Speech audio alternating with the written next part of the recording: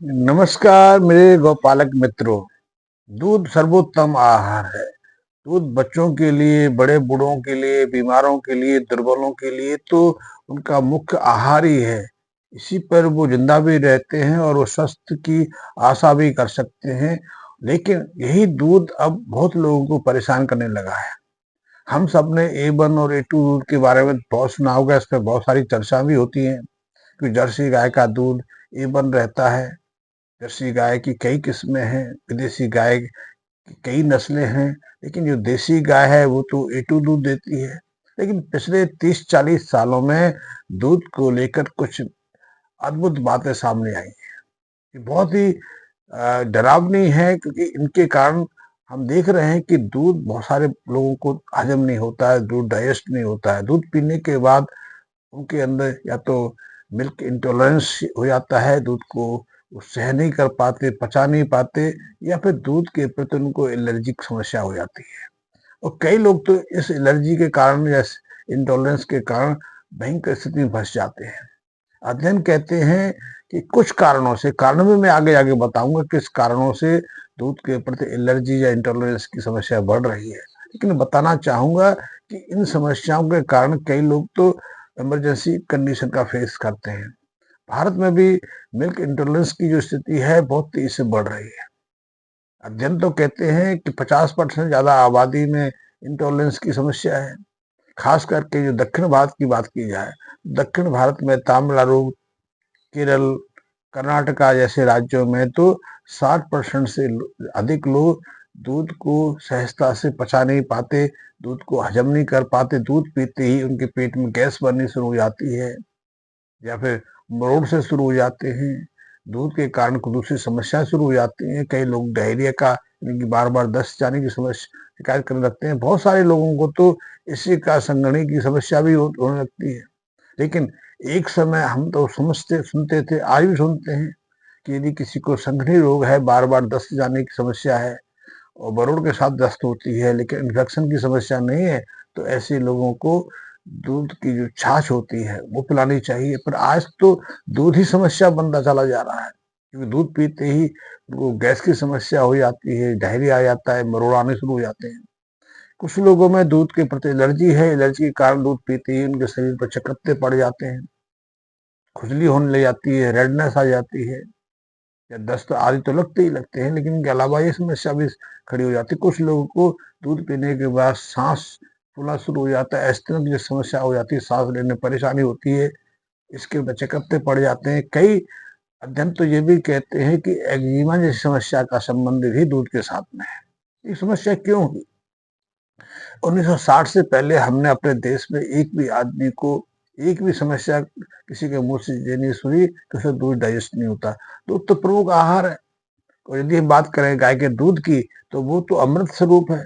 वो तो बहुत सारे छोटे बच्चों को, नवजात शिशुओं को जीवन दान प्रदान करता है, जिनकी माएँ पर्याप्त मात्रा में या किसी कारण से अपना दूध अपने शिशु को नहीं पिला पाती, उपलब्ध नहीं करा पाती है, तो उनके जीवन की शुरुआत ही गाय के दूध से होती है। उनके लिए गाय का दूध ही जीवन का मुख्य आधार बन जाता है। इसी तरह यदि कोई आदमी बीमार है, दुर्बल है, कमजोर है, वृद्ध है, तो उसके लिए तो आज भी डॉक्टर्स, जितने भी स्वास्थ्य विशेषज्ञ हैं, आहार के रूप में दूध सेवन को ही सलाह देते हैं कि दूध। लेकिन वही दूध जब किसी के लिए समस्या बन जाए तो फिर वो क्या करें? यद्यपि मार्केटिंग का तरीका भी, लेकिन 1960 से पहले हमारे देश में दूध को लेकर किसी तरह की कोई समस्या नहीं थी। लेकिन अब वो समस्या तेजी से बढ़ रही है, और इसको समस्या का समाधान भी बता रहे हैं। अब दूध सिर्फ गाय, भैंस, बकरी, ऊंट, भेड़, इनका नहीं, अब दूध तो कई चीजों से, अब तो मूंगफली से दूध तैयार होना शुरू हो गया है। कई लोग दूध, मूंगफली का दूध बेच रहे हैं बना के, कई सोयाबीन का तैयार करके दे रहे हैं, कोई मूंगफली का के साथ में बादाम का दे रहे हैं। कई जगह तो और भी चीजों से दूध निर्मित हो रहा है। कहते हैं ये दूध ज्यादा सही है, वो दूध, पशुओं का दूध नहीं पीना चाहिए।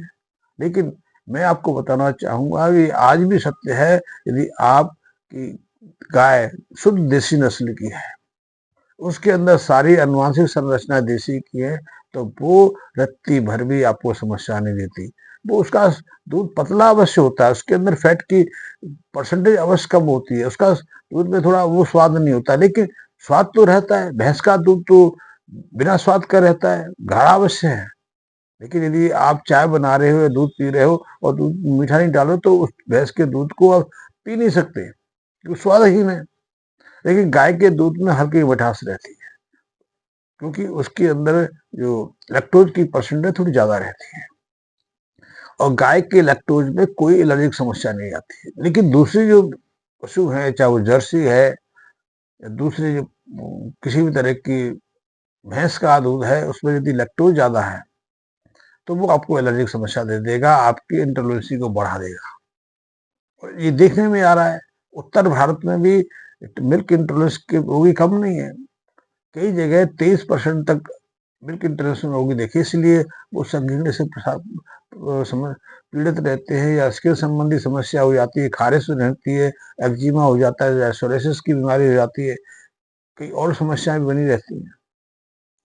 तो मेरा यह है कि यदि आप दूध को सही तरीके से समझ लें तो इस समस्या से बच सकते हैं।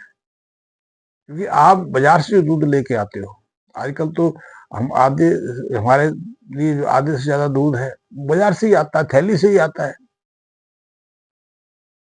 यद्यपि सरकार कहती है, कृषि डिपार्टमेंट कहता है कि पिछले 15-20 सालों में भारत में दूध की उत्पादकता है, दूध की जो पैदावार है पिछले पिछले वर्षों की तुलना में दोगुना बढ़ी है। आज हमारे देश में दूध का सफिशिएंट उत्पादन हो रहा है, लेकिन दूसरा समस्या भी खड़ी हो रही है।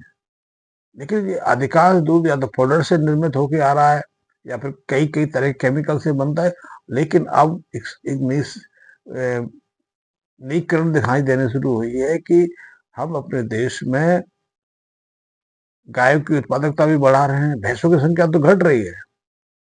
पंजाब में, हरियाणा में भैंसों रखना लोगों ने कम कर दिया है पहले की तुलना में। लेकिन अब हमने देसी गाय की जगह जर्सी गाय रखना शुरू कर दी। जर्सी गाय में भी आपने सुना होगा क्रॉस ब्रीड में, चाहे गिरलैंडो है, गिर का तो आज भी दूध देने का जो औसत है 5-6 लीटर के आसपास है, और 5-6 लीटर के आसपास तो दूसरी गाय भी दे देती है। पर हमारे दिमाग में ऐसा बैठा दिया गया है कि गिर गाय सर्वोत्तम है। पर मेरा मानना है कि यदि आप दूध का सेवन करना चाहते हो, कि दूध जरूरी है, बिना दूध के आपका स्वास्थ्य बिगड़ जाता है, दूध में के शरीर में कई तरह की कमजोरियां आ जाती हैं। यदि आप नियमित रूप से दूध पीते हो तो आपकी हड्डियां भी सशक्त रहती हैं, कोई विटामिन डी की कमी नहीं आती, किसी भी दूसरी तरह की समस्याएं, जैसे कि बहुत सारे लोग आज की वयस्कता में जैसे वो 35 के आसपास पहुंचते हैं, अपने अंदर शक्तिहीनता की कमी अनुभव करने लग जाते हैं, उनकी जो त्वचा है खुश्क रहती है, मन उत्तेजना रहती है, डैंड्रफ रहता है। इन सब के पीछे भी जो कृत्रिम दूध है, बाजारू दूध है, थैली का दूध है, वही दोषी है। तो उससे बचने के लिए आप देसी गाय में यदि आप जिस क्षेत्र में है वहाँ की जो गाय है उसको रखवाएं, उनका दूध प्रयोग करें, तो आप अपने आधे से ज्यादा स्वास्थ्य संबंधी समस्याओं से मुक्ति पा सकते हैं। मेरा आज ये कहना था कि ये बताना था कि लोगों में मिल्क इंटॉलरेंसी और मिल्क एलर्जी बहुत तेजी से बढ़ रही है। उसका पीछे कारण यही है कि जो थैली का दूध का हम प्रयोग करते हैं, उस थैली के दूध में बहुत सारे प्रिजर्वेटिव मिलाए जाते हैं, वो पाउडर से तैयार होती है, वो पाउडर भी पश्चिमी देशों से आता है। और पश्चिम में तो अधिकांश आय जो गाय हैं वो उसी गाय जो दूध देती हैं वो A1 नस्ल का दूध देती हैं, और A1 नस्ल का दूध, A1 कैटेगरी का दूध स्वास्थ्य के लिए इतना लाभकारी नहीं है। इसलिए पश्चिम के लोगों ने भी पिछले 50 सालों में दूध का प्रयोग करना धीरे धीरे छोड़ दिया। अब वो भारतीय जो देसी गाय है, भारतीय गाय को दूध को उपयोगिता देने लगे हैं, इसलिए बीटा A2 दूध की डिमांड पश्चिमी जगत में बढ़ गई है। तो आप सही सोच से, सही बुद्धि से, सही प्रेरणा से दूध की जो समस्या है, चाहे वो मिल्क इंटॉलरेंसी की हो, मिल्क एलर्जी की हो, उससे बच सकते हैं। मैंने थोड़ी सी जानकारी दी, एक हिंट्स दिया, आगे मैं विस्तार से इस पर वीडियो बना के आपको दूंगा। धन्यवाद मित्रों।